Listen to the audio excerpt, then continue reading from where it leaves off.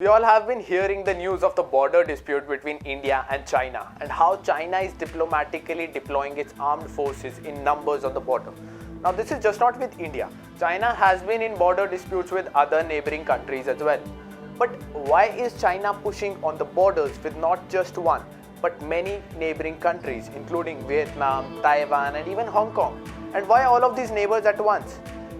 Is it to deviate the topic from how the virus got spread in the entire world from a lab in China?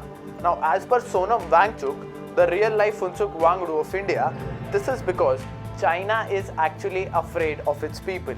Now, according to an article published in CNBC, roughly 5 million people in China lost their jobs during the outbreak of the newly spread coronavirus within the first 2 months of this year. Due to this, an outrage in the country has started for freedom of expression. Now, what has all of this got to do with the border disputes? Now, कभी भी जब घर के बाहर का कोई आपसे लड़ने आता है, तो सबसे पहले पूरी फैमिली इकट्ठी होकर बाहर वाले से लड़ती है. This is what the Chinese government has been doing. They're bringing their people together to prevent any kind of outrage breaking up in the country, which can be a threat to the current Socialist Republic government of China. Because war is the strongest emotion to ignite nationalism. Now, all of that are real smart tactics that only Chinese can pull off. But what can we do as a citizen of an equally smart country? While the Indian Army takes care of the borders, we can ensure that we do not provide funds for more weapons and infantry to the neighboring country. But how? Just by boycotting the Chinese applications in the market? Will they actually make an impact? Yes, they will. Do you know? The most profitable app publisher by revenue in 2019 was a Chinese app developed by Tencent, known as the PUBG Mobile. Now in 2019, the Tencent group had a revenue of 3,770 billion rupees. Now that is like giving the Chinese army a supply of 89 lakh gun of the favorite assault rifle known as the QBZ, which is one of the many assault rifles used by the Chinese army. Now, what if we uninstall these apps?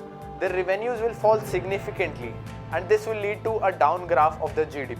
And we, as a responsible citizen of the Republic of India, should ensure that we are not providing arms to our enemies to fight as soldiers in the real war by playing a virtual war in Pochinki. Now, have you heard of the Bolo India applications? They are actually the alternatives to the most famous entertainment app developed by China, the TikTok. Yes.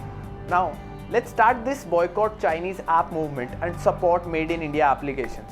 Now the most feasible question right now will be, do we have alternatives to all these applications? Well, fortunately yes, we do have alternatives for almost all of them, but sadly not many know about them. Here is an article that will give you all the available options of the Chinese apps developed by Indians. Go to my profile and from my bio section you can just go to the link and download. And remember, a support from 135 crore people can take an app from zero to the world's largest application within a span of few months. My question to you is, we have been doing it for the Chinese by now. Will we do it for ourselves?